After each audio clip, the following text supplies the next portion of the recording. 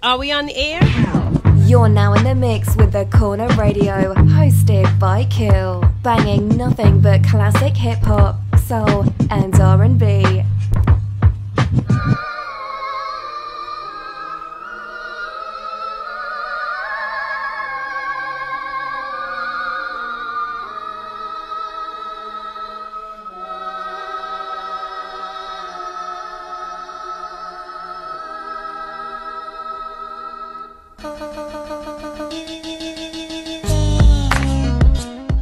What's good? What's good? What's good? Y'all tuned to The Corner Radio, hosted by your man Kill. Y'all see I got a packed house up here today. I got my man DJ Rec One. What's good, Rec? What's going on, man? I got the moving blues, man. That shit sucks.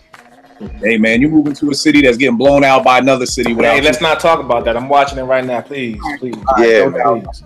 We'll pass on that. No Veg gonna throw shots too, but please. What's going on, Ed? I'm good, bro. I'm good. Just maintaining, you know. All right, just let everybody know, F still calls me at least once, twice a month to tell me there's new tribe out. You know, it's not, brother. I just want you to be informed on what's happening. That's right. Like that little notification that pop up on your phone, that's me. Yo, man, the tribe out back. Yeah, fool. Jay, it's good to have you back in effect, bro. What's good, man? Hey, man, it's real good to be back on the block. Thank you for having me, fellas. Always. Nick and Vegas in the same room at the same time with all of us. It's impossible. What's good, Nick? What's going on? Everything good, man. What's good, Veg? It's popping. It's good. All right. Y'all already know what it is. Let's jump right into it. Probably a couple of weeks ago, I was on Twitter, posted this joint. I wrote on my blog about why tribes, beats, rhymes, and life suck. Nick, before you even say it, I know you think it was better than the Love Movement. I already know we wrong with it. But that's a whole nother show. That's a whole nother show. We gonna do a whole couple of shows on Tribe. That suck. Without not that one. This is the other one you could put in there. That's another conversation. Listen, never gonna end. Oh, 65 and F still gonna be calling me like, yo, I know you ain't got my guy doing over here. Listen to that trash. On a bigger benefit. So one of my peoples on Twitter got at me and was like, look, the reason the album sucked was because of the new sampling law. And I was kind of lost, like, you know, dog, what you mean? That was 96. I mean, you had Reasonable Doubt, you had J. Rue's second album, you had a whole bunch of albums with samples on it, which started a whole nother conversation on have the sample laws affected hip hop, or people were saying that they basically killed hip hop. And I never understood that for the simple fact that folks still sample, you know. And then Nick chimed in with a good point that I never thought about. But he was like, if you looked at Pete's main ingredient work and the Mecca work versus the Soul Survivor work, it's two different things. Like, you know, Pete was taking Kool and the Gang for Straighten It Out, Ernie Hines, you know, pulling different things from different places. Whereas with Soul Survivor, it was kind of just like one loop or just one song. And I guess I never looked at it like that because I felt like it was still dope. So I knew the sampling laws changed hip hop. I just didn't think it ruined hip hop. So that's what we're going to be chopping it up about today. Sampling laws. Did it change it? Did it ruin it? A couple of different cases and things like that. So I'm going to start with Vague. Did you feel as though the sampling laws and people getting sued changed hip hop or ruined it? Or do you feel like a little bit of both? I think it changed it. I don't think it ruined it.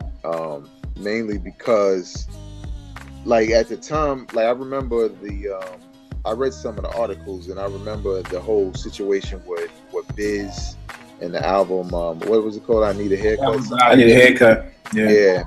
I remember that, and I think it really stuck with me because the album never came out. And that was the first time I was like, damn, they could do that? You know what I'm saying? Like, the whole album's not coming out? Well, nah, it came out, but they pulled it. Yeah. They pulled it like 2 weeks into it. Yeah, but by the time they released it, you know, whatever little buzz he had was dead. It was right. It was basically known as the album based off the whole suing and sample and shit. Right. Not that it was great anyway. But I kind of feel like it forced producers to be even more creative. You know what I'm saying? Like when I was reading about Easy Mo B saying, you know, okay, well, I'll play the sample. Instead of sampling it verbatim, I'll take the sounds and I'll play some of the shit out. So it's at least a little bit more close to being an original composition. But I don't know, because I like the sampling era, and I think like when you named Pete Rock, I think maybe we were attracted to certain producers because of where they were digging. You know what I'm saying? Mm-hmm. Like the different things, that was their signature, and then it kind of forced them to create a whole new signature. Now Pete Rock, I can't even tell when it's a Pete Rock beat anymore, but back then I could tell easily. You know what I'm saying, with the horns and shit. So I think it kind of changed it for the better, with notwithstanding the Swiss Beats Casio shit. But yeah, man, I think it kind of, you know, like you said, sampling still happens, but I'm glad it's not the only way we get beats nowadays. All right, no doubt. Nick, what do you think about that, bro? I mean, for me, I think it ruined it for a certain set of producers, mainly the sample-based cats, because I think it was Large Professor put out an album in like 2001. I can't even remember the name of it, but he had to go in another direction. There wasn't a lot of samples on it. Like me personally, I didn't feel it. Okay. I don't know if you know which one I'm talking about. What the first class maybe was the joint. First class. First class. I mean, it was cool, but it wasn't top-notch Large Pro. Right. And even Grap had chimed in too, where he was saying Soul Survivor didn't have as many samples due to the label. Right. So like the budget was smaller. You know what I'm saying? Right.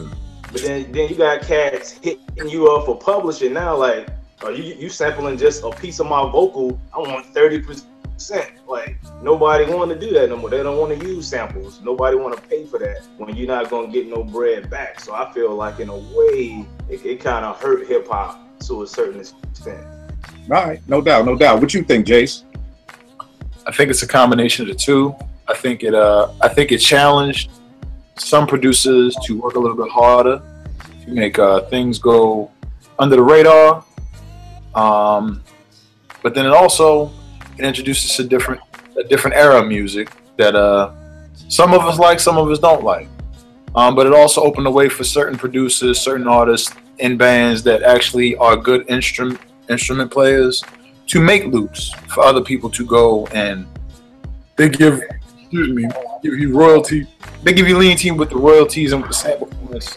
So I mean, I think it just depends on the producing and the production style. But for me personally, it depends on who you're talking about. All right. What about you, Ev?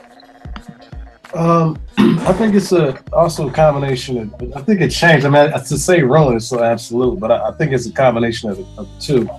I think the samples, the sample-based stuff. For me, if you look at historically, the way that hip hop started, it started off of being able to sample because parents didn't have money to buy instruments like that, or they just didn't have instruments in the crib like that. One of the two.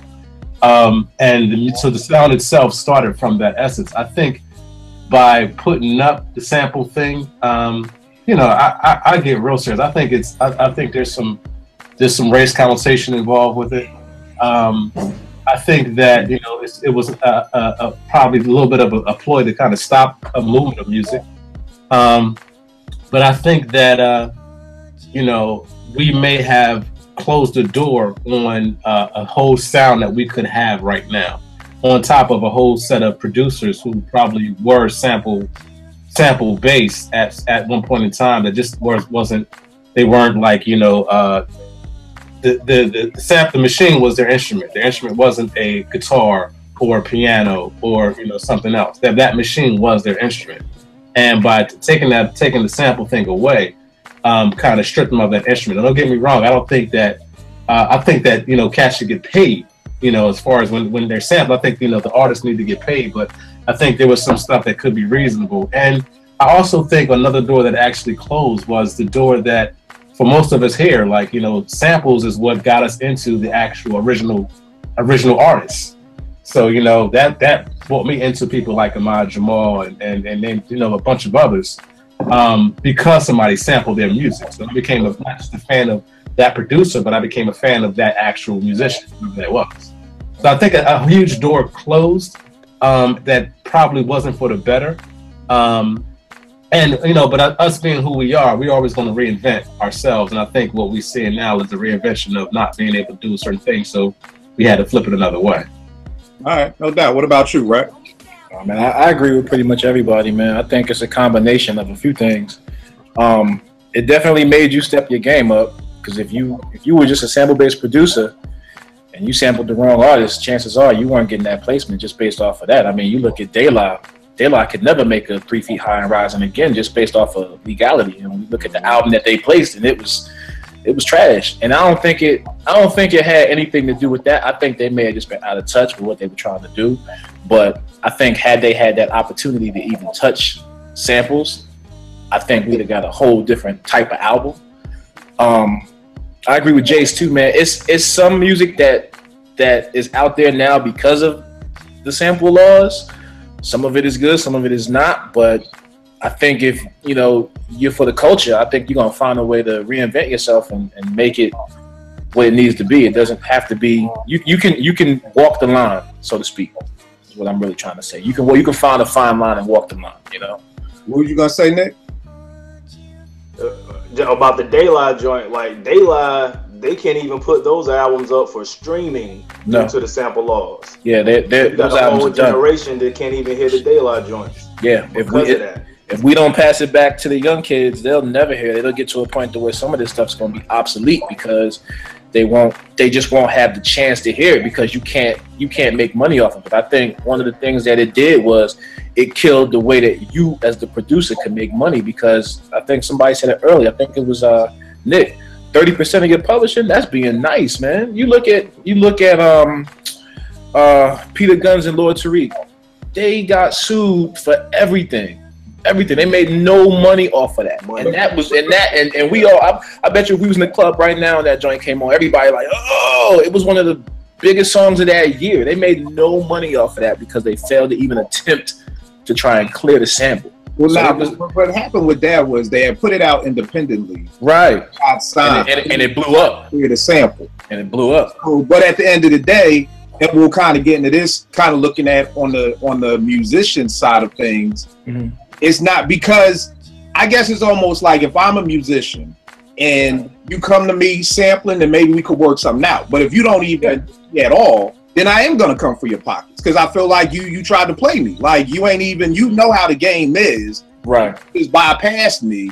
So yeah, but one of the things I wanted to say too is that I think the reason why this always confused me is because I'm taking notes too, and I'm like, it hurt the sampling producers, it closed the door. But now I'm wondering, did it really close the door?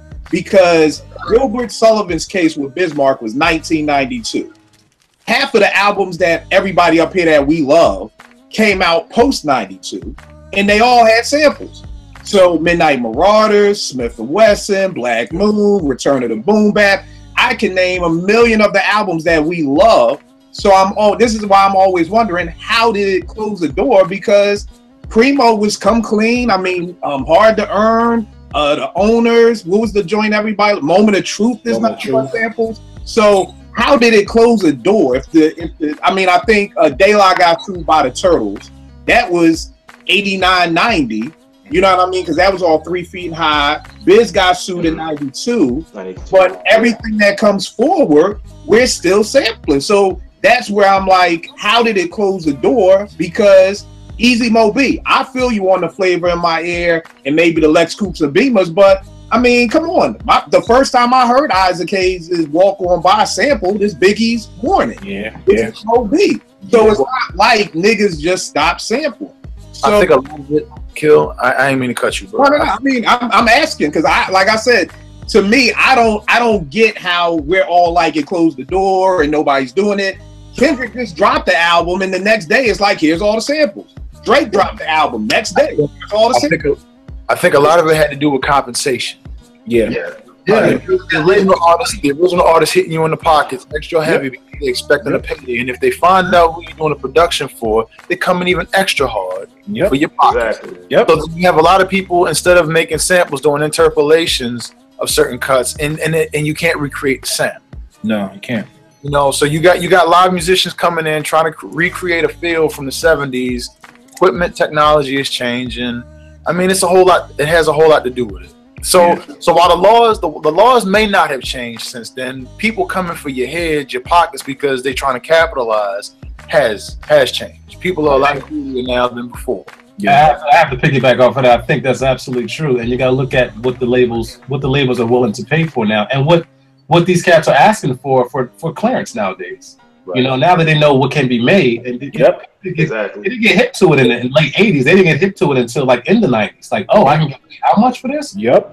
And they did. They'll go back and buy my catalog based off of this too. Exactly. It brings the popularity back to the artist and demanding more money. So I think I think all that gets taken into consideration when because it's not going to die down just like flat. It's going to be a descent, and that's actually what happened. All right, but hold tight. But what I mean by, like you're saying, there's going to be a descent. If we're starting in '92 with Biz's case, there hasn't been a descent in sampling. If anything, it went up. Because keeping in mind all the records, if Biz is '92, I'm sure half of us up here, our favorite albums came out post '92. Illmatic, Ready to Die, all of these albums that we're going to start naming are posted, and I haven't seen it gradually fade off because. Why haven't you? I mean, I think if you look at from the early 2000s into now, yeah, it's dropped a whole lot.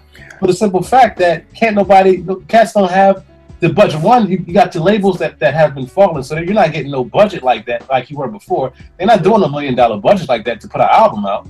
And then two, like I said before, like what the compensation that they're asking for is rising. I mean, to me, I've seen a lot of stuff like people ain't sampling the way they used to. Because can't nobody really get it clear like that. And I think also with that, when you got people that kind of came into play like Puffy did it like the way, like, excuse me, I always use this reference, but it's like the strip club. You go in the strip club, everybody throwing dollars. He comes in, he's throwing dubs. He's throwing 20s. So that ain't like, oh shit, I ain't just dropping for $1 no more. I need at least a 10 or a 20. And everybody kind of like jumped on that thing. Because Puffy's like, yo, I can pay for the sample. Yeah. So it's nothing. I'm going to use the whole thing. And then that causes the price increase to go higher and higher.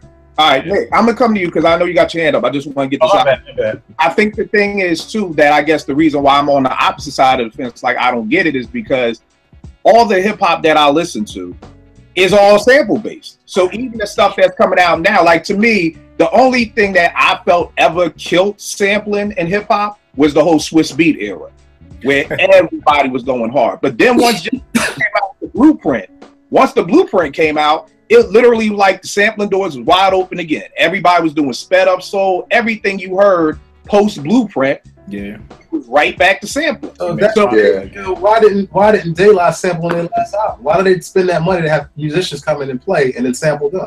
I mean, again, I get what Jason, everybody is saying about the financial burden and more people trying to go in that way. But keep in mind that if De La got sued in '92.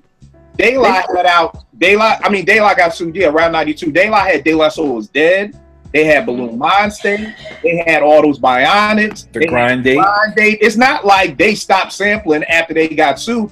And De La is only one group. De La is only one group that I can think of in the past 10 years that had a whole album with no sample. So that's a minority to me. That's the asterisk. De La isn't the rule of thumb. It's not like the new, I'm just looking through my phone right now. It's not like the new, God, I got so much old stuff in my phone. It's not like the new, I'm looking like I can't even name nobody, dude. It's all old people. The new Chance the Rapper, it was all over it. The new Childish Gambino, samples. The new Common, samples. Like, so again, it's not like De La was the rule of thumb and everybody was like, oh snap, we ain't gonna sample no more. I get the money piece and I actually applaud the hip hop producers like Primo and Pete and these other people who kept sampling even though they knew people were going to come for their pockets. I mean, the album Moment of Truth that went gold, that most people call the biggest Gangstar album, that was 97, 98. Everybody knew about the sampling laws by then, but Primo still sampling. But also, didn't some of those contracts change where the sample had to be cleared by the actual producer? So it wasn't the responsibility of the artist to get those samples? And the producer lost money on his publishing end as opposed to the label. Right. So if you got producers that's bringing you beats, and you got to realize they're not doing their whole album production-wise. They're having other producers come in and contribute to these albums. So if you got that kind of a contract signed, you don't have to worry about the samples. But I mean, again, that was a specific contract that the producer could sample if they chose to. So if I was a producer and I said they could come to me and say, hey, you could get contract A, which gives you less money, but more protection on the back end if you get sued, or you could take contract B, which is more money up front. But if they come for you, that's on you. So it's not like the law. Everybody got that option, though. That's an assumption that you're making now. I mean, okay, it could be an assumption, but I'm saying what the fact is that sampling has not slowed down. You saying De La, but again, there's nobody else recently that I can look through and say, oh, this album had no samples on it. So that's where I still don't get it. Clear. You're saying from the mid-90s to now, sampling has not slowed down for you?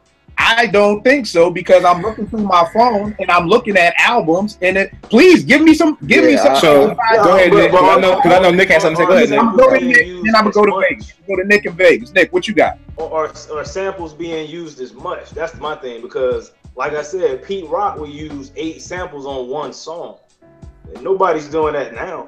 Oh no, and I agree with you. I agree with you 100% on that, because like I said in this book, I always bring up where they was talking about creative license, where they're saying you cannot make another It Takes a Nation of a Millions or Paul's Boutique, because like you said, everybody was like making this whole collage of collage of sound. I agree. Like I said, consider the slowdown. That's not slowing down. That's not being slowed down. That's slowing down to me. But what I'm saying is, my opinion. Then again, this is just what I mean. We just have different opinions, because Ev, you brought up Daylight. That's slowing down. We don't have no samples. Soul Survivor, every song is a sample.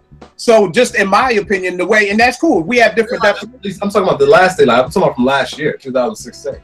You said from what? Was that? Was that 16? Daylight put that album out? Yeah, it was 16. Yeah. It was the end. It was the end of last year. Middle to the end of last year. I'm not talking about Daylight in the 90s. The Soul Survivors in the 90s. You still talking? No. I'm just talking about. But Ev, name somebody else besides Daylight. We got to name somebody else. We can't keep saying we're talking about the culture, but we only keep naming one person. So give me somebody else besides Daylight who hasn't sampled recently. All right, how about Trap? I'm gonna get to Vegas. Vegas, what's good?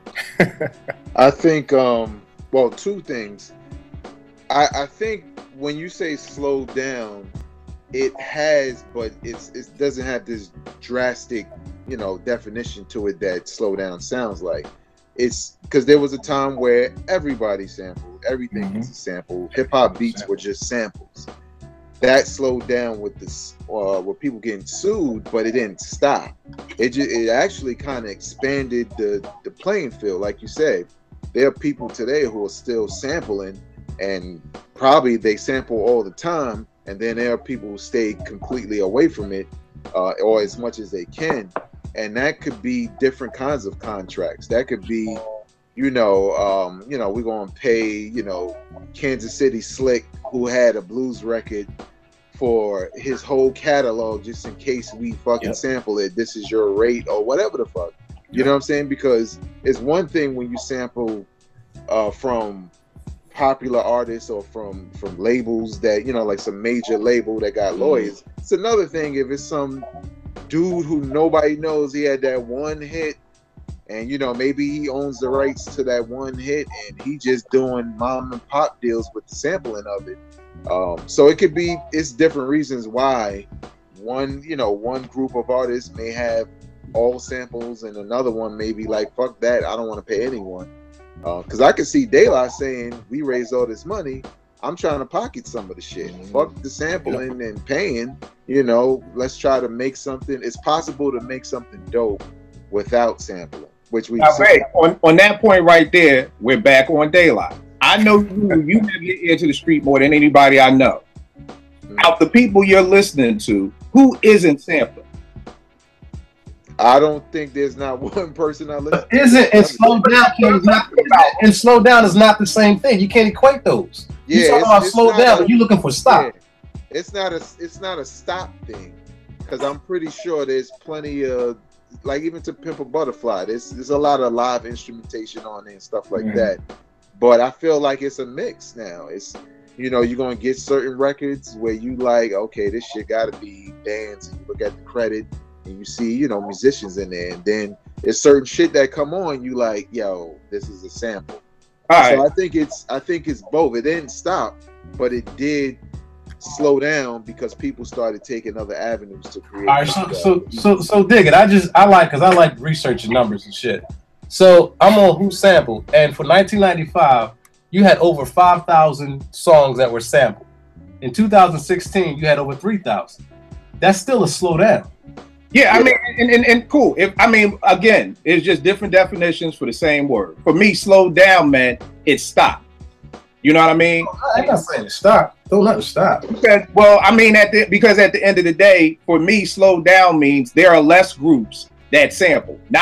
And again, who sampled? They don't know every sample that was used because I go on there plenty of times. Yeah. But I'm just saying that at the end of the day, if everybody up here can only keep saying De La Soul is the only hip hop group in the past 20 years that came out with an album with no samples, again, give me somebody else.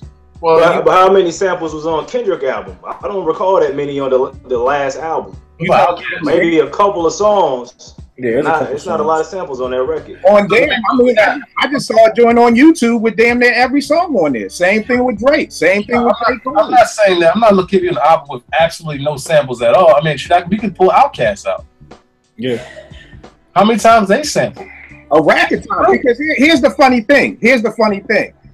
Everybody, and I'm not talking about y'all. I'm just talking about people in general. People love to say, yo, Dr. Dre don't sample no more. Half of his shit was still sampling when we thought he wasn't sampling. People used to love to say, oh, Timbaland don't sample, till they found out all that shit was sampled. So a lot of times people be like, oh, no, such and such don't sample no more. Not even knowing because, like, I forgot who said it. They're digging so deep. Timbaland was going so deep in the different countries and stuff like that. You thought it wasn't a sample, but it wasn't. There was a lot of Timbaland joints that I was like, and I was fooled too. I was like, damn, Timbaland's a beast. He be coming up with that. And then, like, once YouTube and social media started popping, I was like, damn, that was a sample? That was a sample? That was a sample. So there's a lot of times we think things aren't a sample just because who sampled it didn't find it yet. Doesn't mean something wasn't sampled. But I get what you're saying. I don't want to be labor because, like you said, y'all are right. It did come down because. Well, is replaying it sampling though?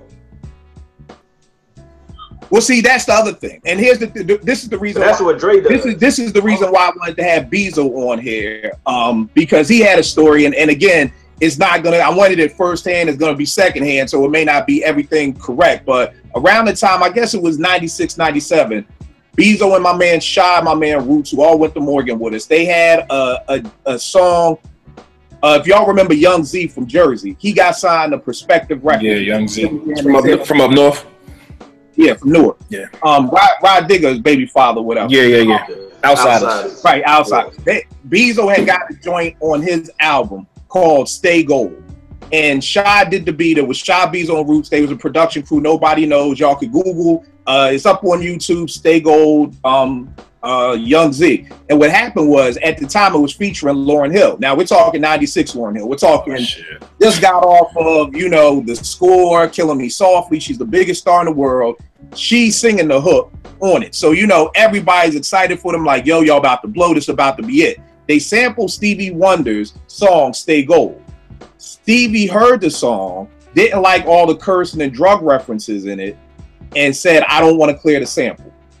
So Shy called me because he knew my mom was a jazz musician and was on some old like, yo, can your moms get to New York like today or tomorrow? I need some stuff replayed.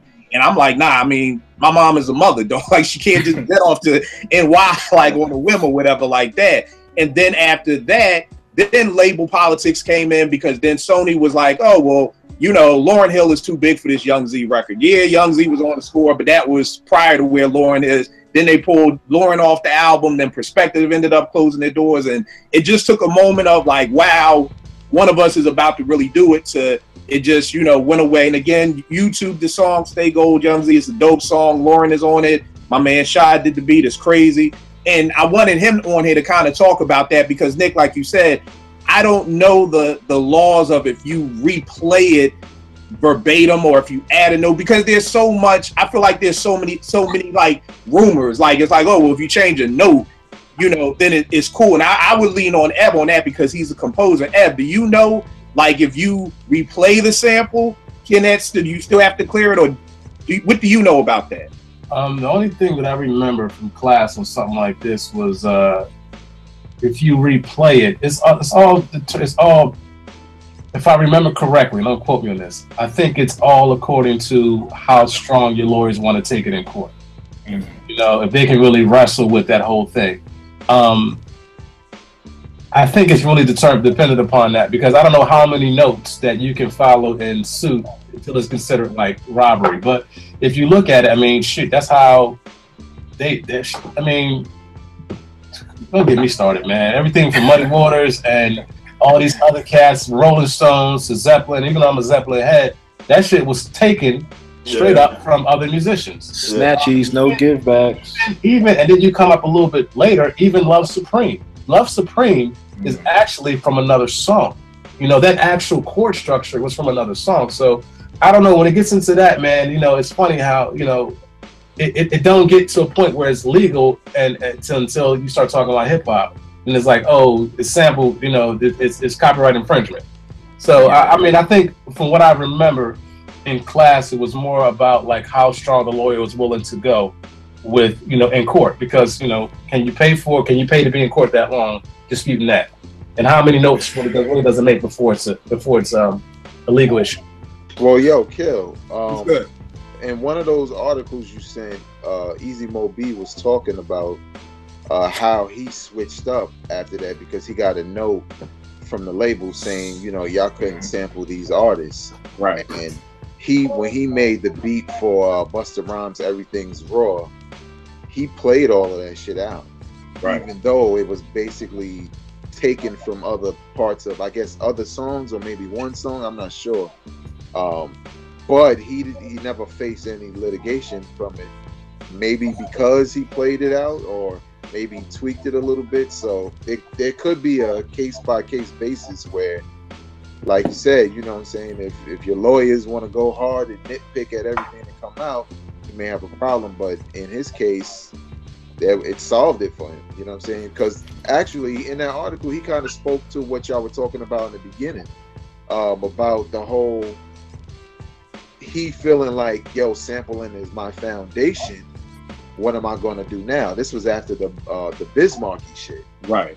And that was one of his ways to reinvent himself, where he was still kind of sampling, but he was able to do it in different ways, whether it was playing stuff out or chopping shit. So, I guess it evolved. You know what I'm saying? All of it evolved. Right. And the crazy thing is, because the first thing I remember about sampling Hoopla that I heard, I was 14. It was 88. And Stetson Sonic just came out with their second album in full gear, and it was talking all that jazz. Yeah. You know, when so I mean that's the thing, like that this sampling Hoopla has been going on since 88. You know, when I think they was talking about James Mtume, because I think Mtume was on the radio talking greasy about hip hop, and you know that got the little rhymes like, you know, tell the truth, James Brown was old until Eric and Rod came out with I Got Soul, rap brings back old R&B, and if we were not, people would have forgot. So it's kind of like, you know, this sampling hoopla is not a new thing, and a lot of times folk will act like this is something new. This has been going on since 88, since I was 14. I'm 43. You know what I mean? So I think what you're saying with Easy Mo B is dope, because I guess Mo B was like, because to be honest, I don't, that Everything Remains Raw, even the joint he did for Craig Mack, the Flavor in Your Ear. Yeah, Flavor in Your Ear. It sounds like from that article, I see what he's saying. But even when Primo chops, if you're listening close enough, you can still find the song. He may not just a blatant loop. And that's when the sampling police came in, like around 94, 95-ish.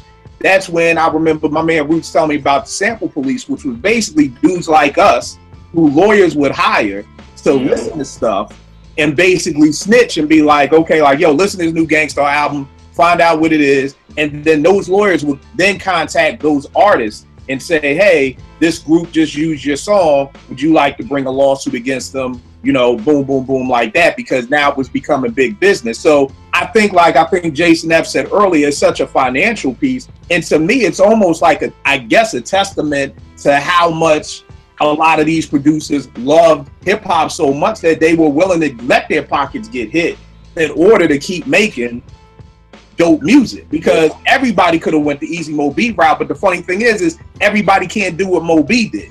You know what I mean? Like, it's funny. We just had PJ Morton on last week, and he was saying, like, everybody isn't Prince. So you hear Prince say, hey, I learned how to play the piano. I never took a lesson. Now everybody up here think you can't do the same thing that Prince did. You know, like I probably can't take just a song and do what Moby did. Everybody can't do that. You know what I mean? PJ Morton said that. He taught himself how to play the piano. That shit's amazing to me because I've tried and it don't work for me. I can't teach myself how to play the piano. So I'm wondering if, like Nick said with Large Professor, have producers just said, you know what? I'm not making no money, so I got to go this route.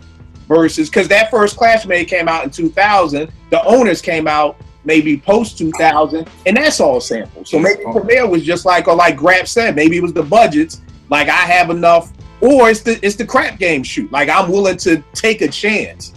You know what I mean? But Premier got bread. I don't think Lost Professor got bread like Premier. Because Premier done produced for Jay-Z, Biggie. Yeah, that's got a lot. That's got a lot to do with it. I heard Just Blaze say that he did albums damn near for nothing up front, based off of what he was sampling. Like he wasn't getting paid on a lot of stuff. You know, just because people taking the publishing.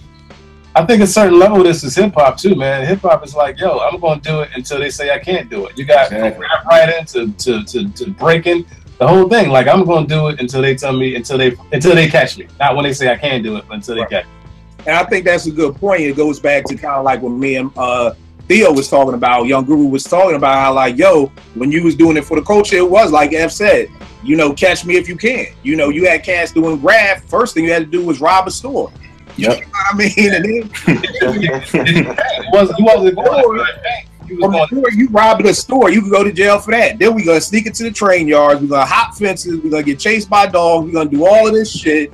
All while you could die. Right. And I could die just so I can sit at the writer's bench and watch my piece go by. You know, so I do think, like F said, it's a lot of hip hop in it. Like, you just gonna have to catch me, because I think when Jake One was on here, he said, yo, I've been sued. Like, everybody's been sued. Like, I don't think there's one hip hop producer that we all look up to that probably hasn't been sued. Well, you know, I gotta add, just being sued and actually having to pay is not the same thing. Right. Cats get something, they're getting sued, and then something, and it gets thrown out, but then that's they have to come out of their pocket for nothing. That's true indeed. That's throw that in there. Yeah. And another thing, I was always wondering, like we were talking about the different contracts, because I always assumed, because I know with me and Veg, you know, with our projects, we would give them away for free, not wanting to get sued. But I was always wondering, if you sue me, what you gonna get? These records? Like, I ain't got shit. Like, you know what I mean? Like, you know, that's why I always thought they went after the labels. Like, okay, well, we're gonna sue Def Jam because they got the money. We ain't really Premier, because this nigga living with Branford Marcellus and his wife in Brooklyn. Well, did you? I'm not saying like that, but what I'm saying, the way that music was, cold-blooded. Yeah, I know, right? Breck, why you like? I'm not saying it like that. I'm saying no, you good. And the hate hip hop that they were smart. They knew who to go after for what they truly wanted. Yeah, but not that. I'm just talking about the Premier living with Grant with the Marcellus.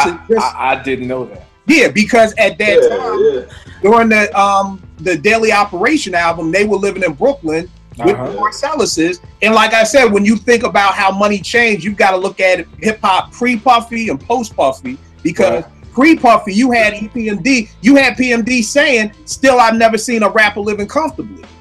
Yep. And that was 92. That was my freshman year going into Morgan, and that was the mindset of, you haven't seen a rapper living comfortably. You know what I mean? And now you think about that post-Puffy, everybody, now we got MTV Cribs. MTV Cribs prior to Puffy would have looked like that Redman episode. Yes, sir. That's not a legitimate television show. I mean, I'm not saying like that, but I'm also saying that money changed. Like I said, Tip was still living in his mom's house and sleeping in his sister's twin bed when Midnight Marauders was out. And this is one of the biggest, if not the biggest, hip-hop group in the world, and this dude is still living at home, sleeping in his sister's twin bed. So just to look at how the music changed too. Now tell me this, how would you all feel? Let's look at it from the artist side. Let's look at it like, hey, you're an artist, you know, you came up with this music, you're not really into what's going on now.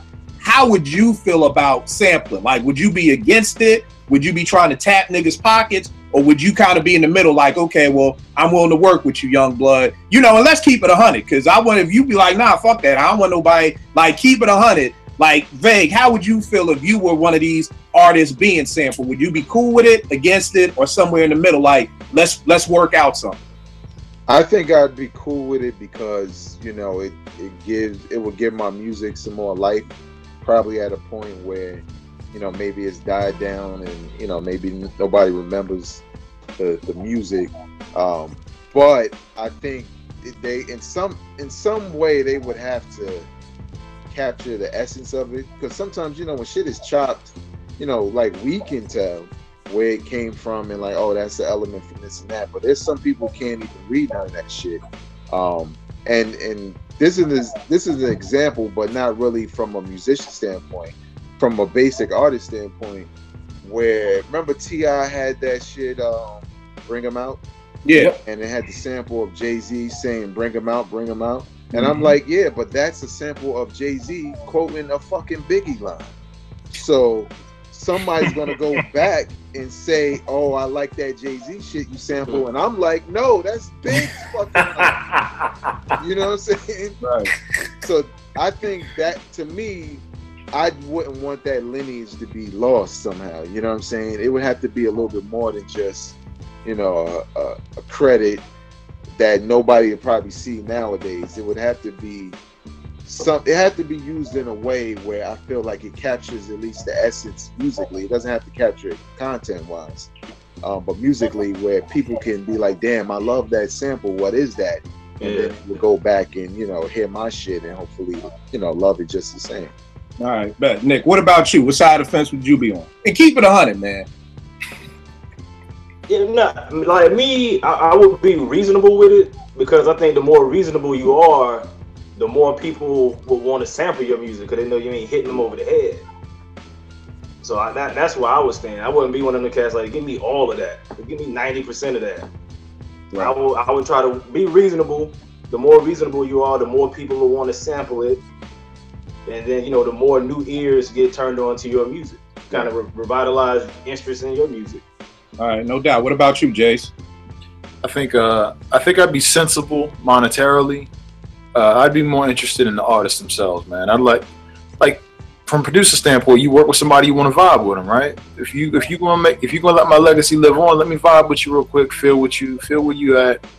You know, money. I'm gonna want some money, but you know that ain't the biggest issue. Depending on where I'm at in life, I can honestly say that situations dictate.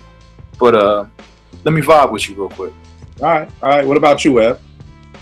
I think I would kind of be like how if you watch Drink Champs with Primo, I think I would kind of be like that. Like, yo, come sample me all day. Like, sample me. But if it goes under a certain amount of streams and a certain amount of sales, then, you know, there'll be some kind of like dollar amount that made sense.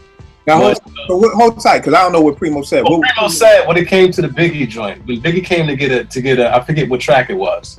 And, you know, Primo makes the beat on site, right there on site. So he made the beat. He was like, look, he charged him an amount that was super low for what Primo's rate was. He was like, listen, if this shit goes, I think if it went platinum, he's like, this shit go platinum, then come back and see me with like another 10 G's or some shit like that. And he did that. You know, he did it for like 2 or 3, I think it was like two or three tracks or something. It was some kind of, I'm just throwing numbers, but it was some kind of small amount that he was charged. But Preem was like, yo, if this shit goes platinum, then this is what I want. And it wasn't nothing that was written. That's the beauty of hip hop, man. There wasn't no contract signed up like that. It was just like my word. And Biggie went back there with Puff and broke Primo off, you know, what that dollar amount was. And I think I would do it something like that. I mean, me personally, because I'm an older cat, I can't really say I would really like assess the music so hard, because, you know, that's the same way older cats try to assess our music. They just didn't have an ear for it. So I may not have an ear for what they're doing, but I'm like, yo, you want to sample it? It gives a chance for my music to continue living, which is the reason why I made it anyway. But if it goes to a certain amount, then yeah, then let's then we can talk. You know, we can say this is the dollar amount after that. All right, cool. What about you, Rap? I agree wholeheartedly with Ev, man. I think it's almost like what James Brown did. He didn't beat nobody in the head. And James Brown has a lore based just off of that. You gotta remember, this dude was on drugs, in and out of jail, and sample laws opened up a whole new set of areas. You got people's grandkids now that know James Brown based off of hip hop songs. So I don't think you got to beat nobody in the head, man. If the music is good and people are sampling your music, why not? Why not invite them to come and sample your music and vibe with the artist? I think you're gonna get a lot more on the back end, whether it's monetarily or artistically through your music, than just being, you know, somebody that you don't want to sample your music, because then your legacy has a chance to die. Right. Or it's gonna be stuck in that box that you left it to be in. It's not gonna have a chance to spread out and have other people hear it. Yeah. And I think real I'm sorry, babe, what you got? Yeah, real quick. One thing I think we kind of overlooked is not every musician or artist owns the rights to their music. Yeah, they don't. So, I was just about to bring that up. In some cases, they don't. Like, I think it happened with Rick James. That's why he was so pissed that Can't Touch This. And I think initially I was like, well, you know, why you let him sample it? But then I didn't realize, like, oh well, shit, maybe he doesn't have the rights to it, so that's why it was able to be sampled and shit. Yeah, it was George Clinton too. Yeah, exactly. George Clinton. That shit has got to suck. Yeah. And I mean, I think that's the hard part about it. I mean, for me, I'm somewhere in the middle. I think I'm with Ev and everybody. I think I'm in the middle with Jace. Like, just like, if you want to sample my stuff, I ain't saying they can't. You know, hip hop is hip hop, but if you just like fuck a bitch, suck a bitch, fuck a bitch, like I'm like, no doubt, yeah. But you listen to Akinelli. I mean, I do, but I'm just saying, you might put it in your mouth a couple times. I mean, I get really got it. Wanted to sample yours on P. I can't front. I play Akinelli all the time. When it came out, I was like, yo, this is crazy. I think it was crazy because nobody had done something that outlandish. Two Live Crew had some shit. That shit was crazy. Yeah, but I mean, straight up, really, it's a difference because he had a chick on it, man. That's what. Go ahead on his mouth. You remember your old head when it was like, "Don't stop, pop that pussy." You was like, I'm just saying, but you're right. I'm older. I'm wiser. If the Yin Yang Twins came to me with the Whisper song, I would be on my Stevie Joint like, nah, I don't think about it. on the Whisper song. All of that. One of the things, like Jake said, the sad part is that so many of these artists aren't even getting the money. And I think that's, you know, it goes back to, you know, I'll never forget when New Edition movie was on and they was getting jerked in the movie. And everybody was on Twitter like, oh, read your contracts. I'm like, y'all motherfuckers don't even read your iOS updates that come out. Y'all motherfuckers could be like, we are going to watch you 24 hours a day. You like, yeah, click. So that's the hard part about it, is that these artists were always young. And even if they were old, hell, I'm 43 and still don't know all these laws. You know, and back then you weren't thinking, hey, let me get a lawyer and let me do this. And it was like, hey, this man's coming with a contract and it sounds good. It's going to get my family out the hood. You know, kind of like with DOC with Eazy-E. When Eazy-E was like, yo, sign over your publishing for this DOC chain. For DOC, he like, yo, made sense to me. I wanted a chain. Writing rhymes ain't nothing. And that's the sad part about it. And that's been going on for years. So I think that's the saddest part, is that even when these artists are being used, a lot of times they aren't getting paid. Mm-hmm. I do remember a story of Just Blaze saying that he ran into the guy who did Song Cry. Mm-hmm. And he said something to the extent of, he was like, they talking, he was like, yo man, thank you so much for using my song. The money I got for that helped me to open a music center for kids. Yep. Oh wow. You know what I mean? So like, you know, they ran into each other, and it's like, you know, so it is dope when those, like we said, it's a Jay-Z, it's a Rockefeller, they have the budget to actually clear the samples, they're not trying to get sued. So I do think it's a happy medium that can be met. I think it is just hard when you know, like you said, these artists want 100% of your publishing, you know, and you know, they want everything. And I'm in the middle of, is it being greedy, or is it, hey, I gotta eat? Like, hey, if you made the song in 1960, 9 times out of 10, you broke right now. Yo, with that, can I ask you a question? Yeah. How do you feel about the Primo Chuck D thing with the Biggie joint then? Well, the funny thing is, the first time I heard 10 Crack Commandments, I was like, damn, this nigga Primo used Chuck's voice to talk about That's the first thing you said? Oh, shit. Before I even bobbed my head, I was just like, oh shit, this nigga's talking about selling crack. Literally, I swear to God on my life, that was the first thing I said that on the show before. And he did. And I felt bad. Do I feel bad? Because I want to talk about that. Like, how do we feel about hip hop artists suing hip hop artists? And is it just a contradiction? I think for me, I wasn't mad at Chuck for the simple fact that I knew what Chuck stood for. And I felt like it was kind of disrespectful for Cream to do that. Now, keep in mind that beat was originally used for Angie Martinez show. So it was used as countdown beat. It was for a countdown. Big eventually said he wanted it, and that's how it happened. Me personally, if Nick was an MC and he wanted to rhyme about selling drugs, me personally, I would not sample Chuck D's voice, no matter how I find somebody else to find the one account. I have to ask the question. I have to ask the question because I understand everybody was looking at Preem like, oh, Preem, why you do it? But Chuck cleared it. Like, if my thing is, if you Chuck and you like, yo, I ain't about that life, then I ain't about that life. But it's like, I ain't about that life. I thought Chuck sued him. That's why, because he didn't clear it. No, I thought I read something that said Primo paid him for that sample. No. What happened was Chuck sued, and then Primo paid out of pocket instead of suing Biggie's estate. Preem paid. Okay. It didn't get cleared. It just was something like, you know, it was correct. And then instead of and Preem being the hip hop nigga that he is, was like, yo, I don't want you touching Big Mom money and, you know, his kids' money. I'll just pay out of pocket whatever you're with the suit is. So Chuck never actually wanted that out like that.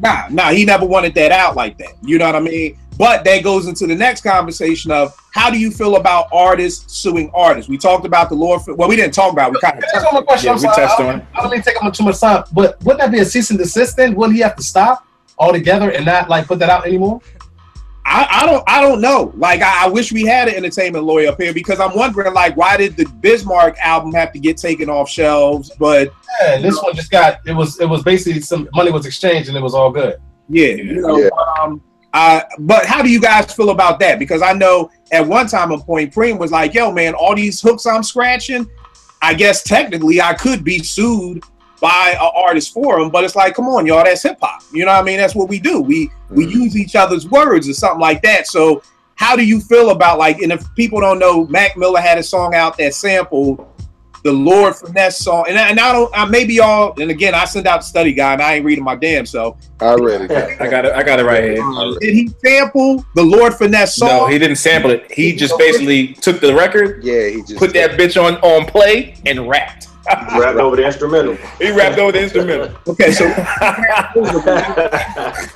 so how do y'all feel about that? Mac Miller takes a Lord Finesse, instrumental, rhymes over it. And how do you feel about Lord Finesse suing him for that? How do you feel about it? Was this for a free mixtape though? Because that changes things a little bit. It's for a free mixtape. Okay. But one of the things that I think I did read in either in that or in something I've been reading this week, they were saying that you can still be sued. Well, it wasn't that though. They were saying that they sued off the fact that this is what built Mac Miller's career. And so he was performing it live. It was part of the live performance. All right. So, Veg, what do you think about hip hop artists suing hip hop artists? Well, first of all, I don't like Mac Miller. So. Vegas on his anti-white kick. Yes, I knew it was coming. I knew it was coming. I said, don't ask Veg. Please don't ask Veg. Wait a second. Is Mac Miller white or black? He white out like that. Yo, I'm the only nigga on the panel who like him. He not white? Nah, you right. All right. I don't like the nigga for MC purposes. The nigga's not nice at all. He doesn't deserve it. But beyond that, I don't know. Like it's because I read the article on it, and the whole thing with the free mixtape situation is, like y'all said, was the fact that he kind of built his career off of it. The suit didn't really go through. I think they settled out of court. But it got a little petty because, Lord Finesse was angry about it. And Mac Miller was like, Lord Finesse didn't even clear the sample. Like, he basically got snitched. He snitched on him. See why I don't like this nigga? He snitched on him. Nigga's a crab. You know what I'm saying? But yeah, it got a little petty and all of that. But I feel like as an artist, I don't know. I guess I think at a certain point, this is where the lawsuits and all this shit might have fucked hip hop up. Like, I might have to renege on my first statement at the beginning, because I don't know if that would have happened had it not been all these lawsuits from, you know, these soul singers and all these other musicians. So now, you know, you have Lord Finesse sitting in that position now, and he's looking like, oh, this nigga's famous, and he's basically rhyming over, you know, my shit. He's kind of like within his rights to sue, but part of me kind of feels like that's almost foul too, because it's like, that's hip hop. Like, you know, I'm rhyming over other people's beats. You gonna come after me if people start liking the shit I wrote? You know what I'm saying? So I don't know. It's kind of, I don't know, but I don't like Mac Miller, so that's a bad example. Yo, Nick, what do you think, bro? How do you feel about the whole hip hop artists suing hip hop artists? Nick, Nick. I didn't know that. So Lord Finesse didn't clear that sample. But that changes it. So, but tell me, well, why does that change it? Because if Lord Finesse didn't clear the sample, then whoever he sampled it from should be suing him. Like, are you suing him? I'm gonna sue you too, because you ain't clear this shit for me. Right. But I mean, I get it, because the whole thing with Mac, even though it was free, he getting booked for shows now because of that song. So he getting paid, you know, for doing that song live. He profiting from that. So I got why Lord Finesse did that. I ain't mad at that. All right. What you think, Jace? Yo, to quote Cam, niggas get murdered in the streets every day, B. Straight up, yo. At this point, yo, I mean, straight up, yo, you know what it is at this point when it comes to the sampling biz. Yo, you take it from somebody else. If you ain't cleared it, you know somebody could come and cut your head off regardless of who it is, yo. You be playing with fire, you might get burned. You could get away, but yo, niggas get it every day, yo. You know what it is. Well, this nigga went to paid in full, man. UBIA. I'm sitting here like you talking to Ace all shot in the head. You just like UBIA, be like, what's up with them bricks? Like, but I think the wild part is, I mean, but I guess I just didn't expect it from a hip hop dude. You know, it's almost like, you know, like if you're selling drugs, you're probably gonna get killed, but you don't expect to get it from your man. You know what I mean? Like, if you get, I don't know. Rec, what do you think, man? What you think? For the case that we're using, I think Finesse was wrong. First and foremost, he's one of the gatekeepers, so he should have known what it was. I mean, it's like Nick said, if you sampled it, how can I sue you for something I sampled? If that's what we going off. If I can't sue nobody else for something I sampled myself. Now, if I sat in the booth and I made it, okay, that's one thing. But you sampled it, so you can't sue nobody for something you sampled. Let me get this straight. If we all sitting down playing spades, and I play out of suit, and y'all don't catch me, but I catch y'all, I'm wrong. Yeah, you wrong because you did it in the first place. It's called integrity. But you ain't catch me, and I'm winning. Then I didn't catch you. Then I don't have nothing to stand on. So what are we talking about? But I feel Jay. But he got caught. He got caught. Lord Finesse didn't get caught. Mac did. Hey. Yeah, you gotta talk to Finesse. But see, Mac it's like Veg said. Finesse might have shot himself in the foot by doing that. Yeah. If he could have spun it and said, "Look, how about you let me hop on a remix?" They could have both ate off that shit. What was you saying, man? Well, I was making a joke, but I do have another point to add. I was saying Mac Miller on that Kobe Bryant shit. You know, like you don't get bagged for rape and then bring up my name. But yo, the other thing I wanted to say, and I think maybe this is where Lord Finesse probably started to get angry, even though like he didn't clear it. Sometimes dudes like if you taking somebody's shit, if you kind of put something in your rhyme to lead people to, you know, where it originally came from. Sometimes dudes are a little bit more forgiving as opposed to, you know, here's this new record.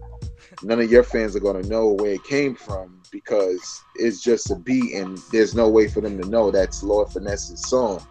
You know what I'm saying? Where you didn't put like a little riffing your rhymes to highlight, you know, where it came Where from. you got it from. Yeah. Not saying that he wouldn't still want money, but he might have respected that a little bit more. Like, you know, showing me love on a free mixtape, as opposed, because that means when he performs it, he's also advertising for Lord Finesse at the same time.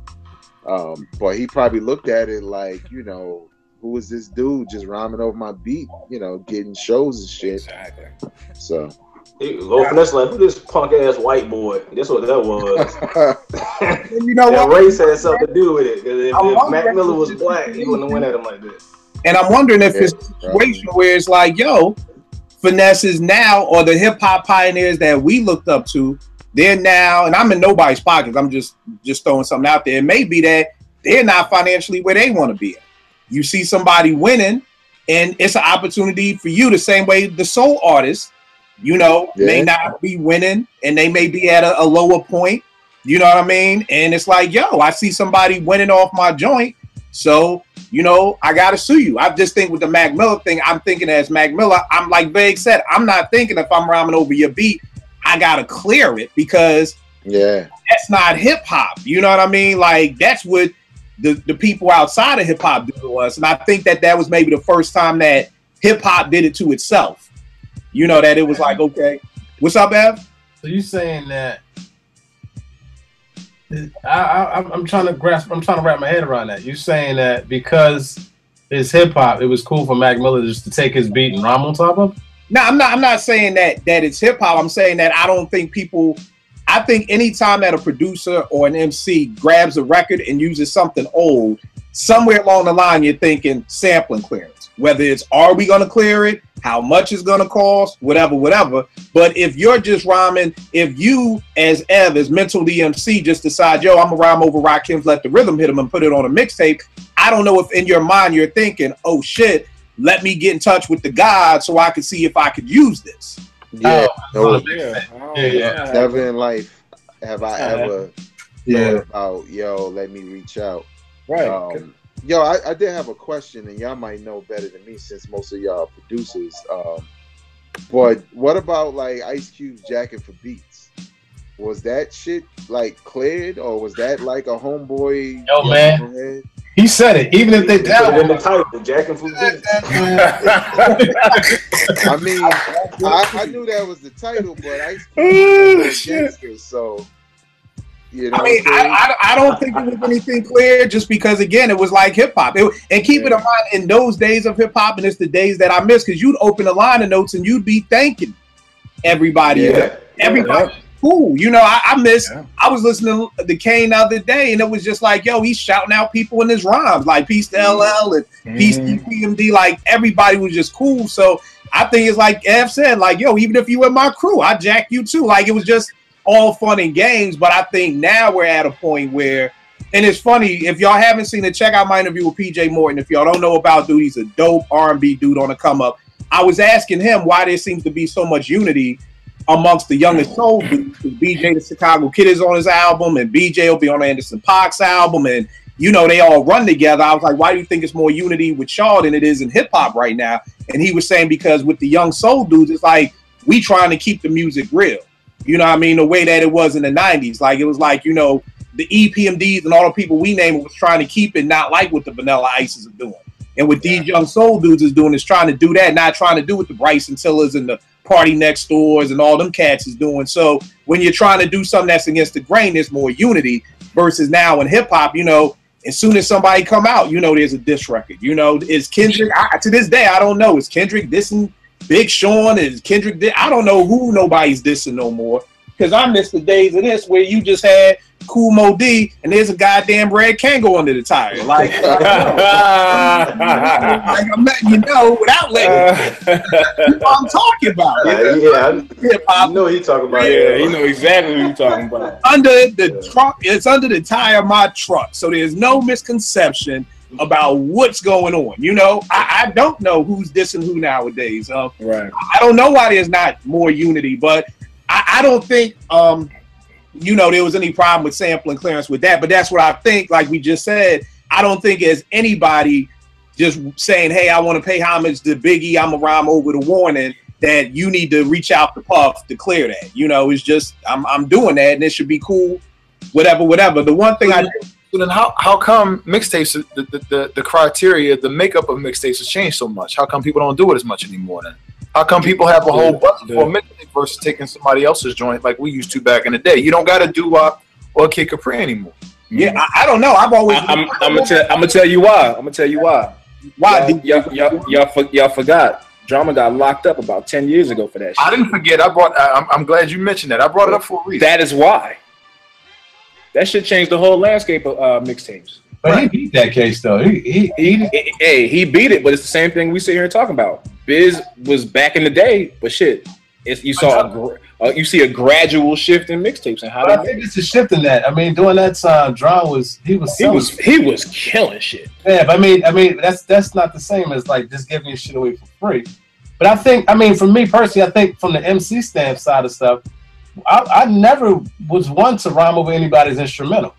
We was always making original shit, so it was like it was never even like a thing to do. Right. I mean, you can look at the case of 50. But in terms of back in the 90s, like before cats would get equipment, like that's what we would do. You know, we go to Frank's house. And, talk about the 90s. That's what I'm talking about. Right. Yeah. Well, you know what? I see you in the 90s. Like, yo, kill me to be. Like, yo, what's up? Yeah, but I mean, not everybody had a kill. Shit. I mean, you look at Fifth. Fifth did both. But see, that was, I guess maybe I'm talking about different generations, because that was hip hop. To if you was an artist, you were trying to be an artist and put together your project. Your project wasn't about like I need to get signed to this label to put it together. It was like, no, I need to find this cat over here that does beats, and I'm going to have to pay him a couple of dollars. This cat over here that does beats, pay him a couple of dollars, and you put together your project like that. It was never a thought to either like to put on an instrumental and just rock over that.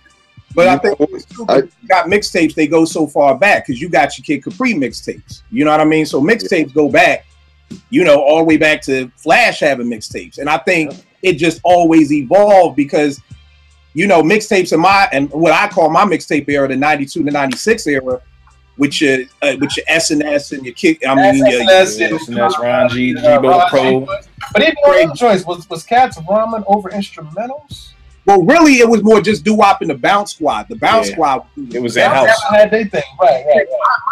My era of mixtapes was more so about exclusives. It was like, yo, get the new Clue because the new Biggie's on there, or get the new S&S because the new Moon is on there. But then there was an era prior to that where it was Cats rhyming over, you know, other people's beats, because everybody, then, like we said now, everybody can make beats now. If you got an iPhone, you can make beats. But in my day in '88, there was only one nigga in all of West Oak Lane who had a drum machine, you know. So if we wanted to rhyme, we had to rhyme over other people's stuff like that, you know. So I think it's just always gradually changing. But I think, like Rex said, after the drama thing, mixtapes seem to become albums. And I just kind of looked up, because like I said, I kind of fell off of mixtapes after 96, 97 when I left Morgan.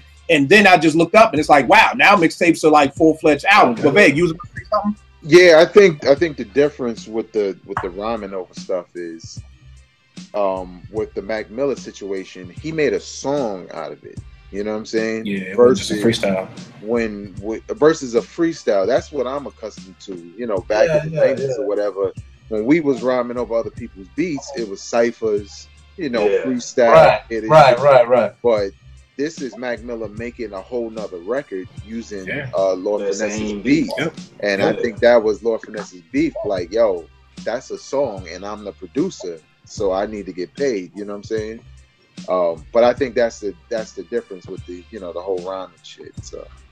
And I think too, a lot of that too became into play when you started to see things when R&B, especially in 96, 97, 98, started sampling hip hop. And what I mean by that is when you had SWV, that was kind of dope though, man. But it's when you look at the credits, it's produced by Diddy. It's not produced by Premier. Or when you had J-Lo on the block, that it wasn't produced by the Beatnuts, it was somebody else. And I always had a problem with that, because I always salute Alicia Keys for this, because when she did If I Was Your Woman off her second album and she was singing over the Warner beat, she got Mo B to come in. It says produced by Mo B. It doesn't. You could have easily just said produced by Alicia Keys. I just did, and she didn't. And I always was like, that's the bad part of R&B. But I think that's the thing. Wait a minute, when you talk about Alicia Keys, because she didn't do it for that one, but she did it for a whole lot of joints after that. I mean, again, for me, you're right. I don't know the history. I'm just saying, when I saw that, I was like, yo, that's dope. Even if she just did it once, because you don't have to do it. Because I was pissed, like, yo, like Juju from the Beat That Said, let us get some of that J-Lo money. Like, if you're going to be singing over our beat, like, yo, let me and Les live off of it instead of letting the track masters just sample us and then do the same thing. Bink was saying the same thing about the Anthony Hamilton joint, the joint he did on the last joint on Blueprint, the Mama, what's that joint, Veg? I know Mama Love Me joint. Yeah. Anthony Hamilton took that? Used that on Coming Where I'm From album, and it's produced by Jermaine Dupri. You know, so that's when R&B started. See, Jermaine Dupri and Puffy be doing that kind of stuff. Yeah, you remember the Digging in the Crates had that One Day. Was it One Day? Yeah. And then did the Young G's or whatever. Yeah, same sample, same beat, but produced by the Hitman. That's whoever Diamond D did that beat. Right. Wow. So again, that was like R&B coming over here. So it's always like their block coming on our block, but now our block is fighting within itself. Like our block is doing it to our block. Like, and then the other thing I want to say, another thing I always wondered, whatever happened to Sean J. Period? If y'all remember, dude used to do stuff. Oh yeah, he was what a happened to beast. Sean J? He became a Christian, and his belief was sampling was stealing, which was a sin. So he stopped producing. Damn. What? Right. Who was this? Sean J. Period. What's man. the name again? If you look Sean at J. Period. Yeah, Sean, like he did half the Black Star album. It was like, you know, Sean J was Moses' producer. Yeah. He did some artifacts joints and stuff. Yeah, Sean J had a lot of joints out, but that's what happened with Dude. He started to look at it like sampling is stealing if I'm not paying these artists, so I'm not gonna sample no more. And I think that's kind of like how he kind of, you know, faded out of obscurity or whatever like that. Al Green, though, Green did the same thing. He just did it with singing. Yeah. He started doing secular music and it just chilled out. Yeah, and then I think the last point I wanted to bring up is cats like Adrian Young, you know, who I was thinking that earlier. Make music. It's almost too sampled. Like, you know, you could like just like how Primo and Royce did with the Prime album. Like we just gonna sample Adrian Young because of the way that his music sounds. You know, I'll be honest with you, I'm not a big fan of when he produces hip hop, but I'm a big fan of just him making music. You know what I mean? And then other people sampling him because sampling it. Yeah. No ID sampled him on Nobody Smiling. And you know, so again, sampling is just changing because now we had cats like, you know, Jay-Z with the Rock Boys when you sampling the Menahan band Street. That just it's crazy. Just came out. Yeah, it's almost like the rules have changed. Because I remember, you know, learning from, you know, older guys, and they was just like, you know, there's certain things you just don't touch, whether it hasn't been out long enough or whatever. But I didn't know that. My cousin put me onto that. I had no idea that song was only released maybe a year to 2 years before it was even made, or Jay-Z used it. I had no idea. Right, but that's what I mean, because the rules are changing. On Jay's last album, there was some stuff that just came out that Timbaland was sampling. What you gonna say, Al? I got a confessional. I'm just gonna bring it all out because I love y'all, man. I used to feel the same way, man. You can't touch certain stuff before it come out. I heard that Menahan Street Band before I heard the Rock Boys joint. And when I heard it, I was like, yo, I'm gonna sample that shit. And when the Rock Boys came out, I was like, damn, Jay-Z sampled that shit. But you know what I did? I still sampled that shit. And I knew that it was big as Jay did, but I still sampled that shit. I feel the same way, but sometimes you hear some shit, and I mean, that goes back to the Illmatic joint, the Nas joint, the first track off of It Was Written. Not Illmatic, off It Was Written. That joint was played in The Professional. And that was another joint. The soundtrack. And it was on the album. So I think that rule is true until you hear some real bang shit. You be like, yeah, you're right. No, you're right. Jay-Z sampled Nas for his lead single off the album, Dead President. He took the World Is Yours Q-Tip remix. yo, your face, man, when you were saying that. Niggas get murdered every day, B. you like what was my man, the coach of the Memphis Grizzlies? Y'all ain't gonna rook. Y'all ain't gonna rook me. I mean, I do think that that's the thing, and I've been the same way because I used to be like that, but now I'm like, yo, I'm sick of these niggas sampling stuff that, like, yo, the rules is out the window. Then let me And that's what it feels like. That's what it feels like. It feels like there's no rules. Yeah, and I mean, I remember the first J. Cole song I liked was that joint Crooked Smile, and I was like, yo, this song sounds so familiar. And he had just sampled a Jennifer Hudson song that just had come out. And I was like, that's why this shit sounds so familiar, because the video's still playing. The video playing. I'm listening to the J. Cole song. I'm like, yo, this shit sample anything, man. So it is what it is, bros. Yo, let's run it down, Rec. Give them all your information, man. Let them know what's going on. Oh man. IG is Worldwide Rec 1. Twitter is at DJ Rec 1. SoundCloud is JRec 1. Hit me up. All right, give them all your stuff. Yeah, this dude's actually on Twitter every now and then. Oh shit! Oh shit! He'll call me. Like, I saw your conversation on Twitter. Let's talk. And I'm like, no, nigga, jump on Twitter. You're doing it wrong. I'm like, yo, what's up? What's up? He was like, yo, you supposed to do that on Twitter, man. Like, oh damn, my bad. I'm still old school with it. Yeah, man. Twitter is Mental151. As far as the web stuff, I'm about to revamp a lot of stuff. So for the time being, fluxn.com.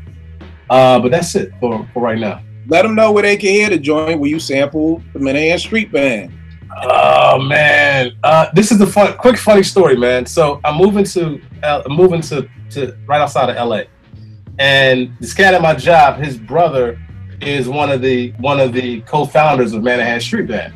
Oh, shit. So I was like, word. He was like, yeah, man. So he put me in touch with him, talking to him on the phone. I was like, yeah, I'm coming out there. This is that. I'm trying to network for some work out there. He was like, yo, man, send me your stuff. And when you send me your stuff, I'll check it out. And this and that. I was like, okay, cool. So I'm getting my composition work together. And then somebody was like, I think my wife was like, yo, send him the album. I was like, oh yeah, I'm sending the album.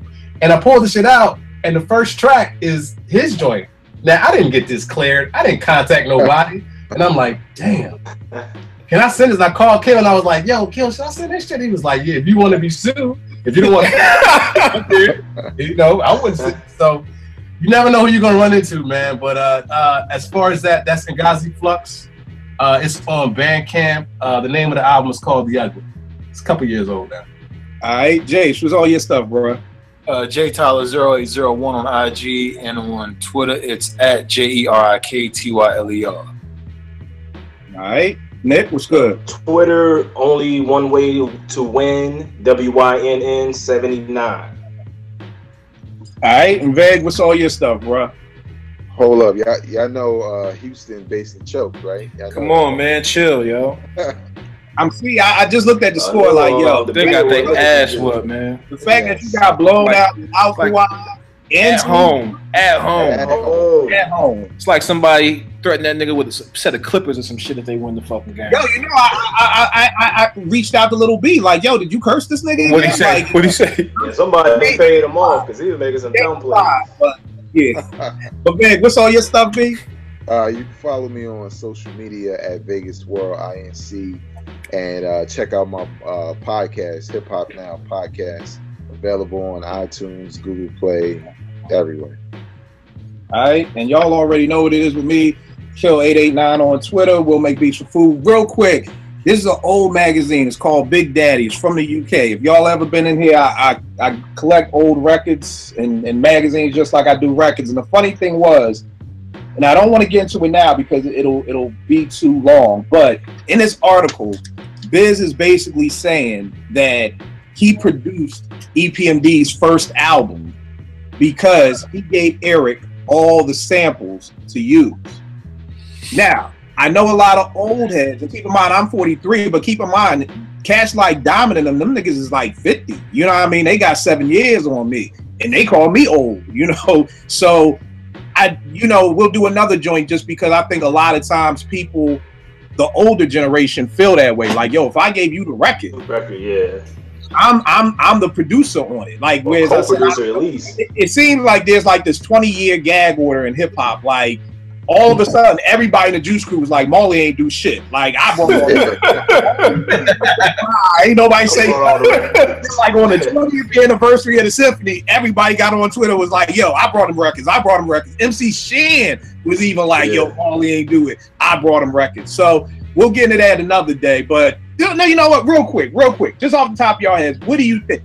In thinking of it from an old head perspective, is there any truth to that? Like, yo, I gave you the record for I gave you the Billy Joel record for, you know, Road to the Riches with Cool G Rap. Cool G Rap brought it to Marley. Nobody had equipment, because keeping in mind, we talking about the mid 80s. Nobody had equipment. It was like, I heard Scott Rock was like the only nigga in the whole Bronx with an SP12. Like, seriously, like, yo, you gotta understand, an SP1200 probably in 1986 probably cost like $5,000. Yeah, at least.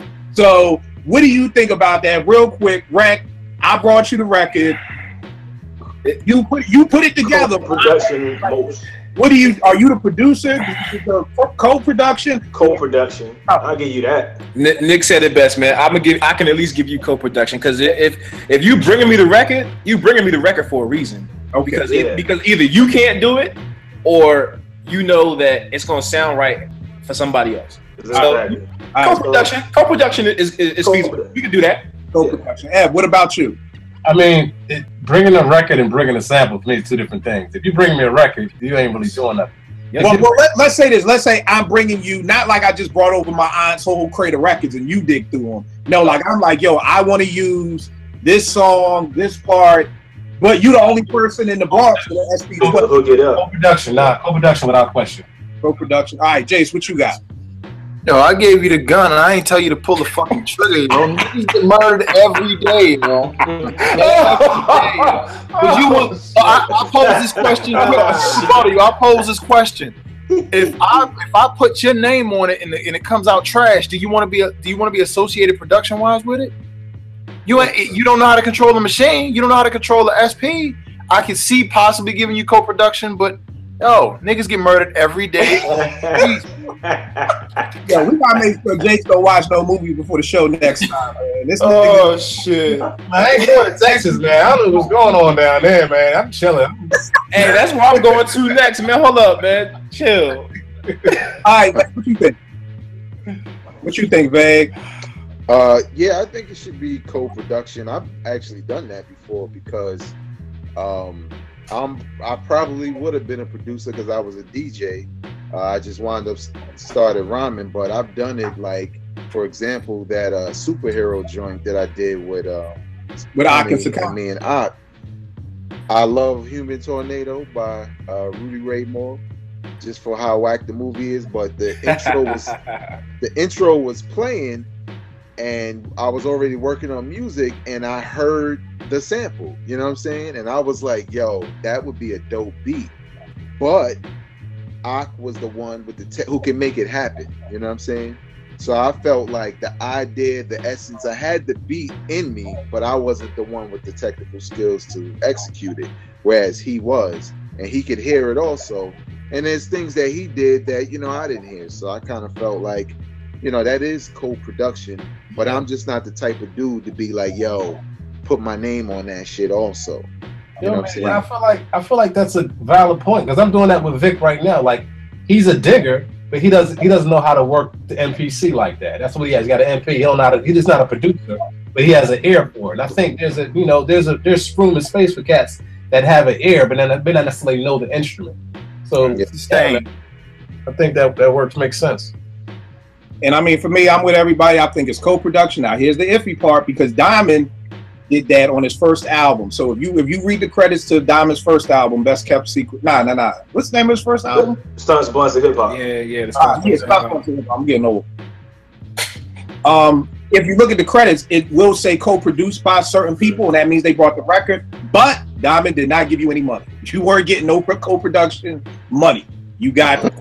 So I don't know how much people want the credit. I think most people want credit because there's some money coming with it. Yeah.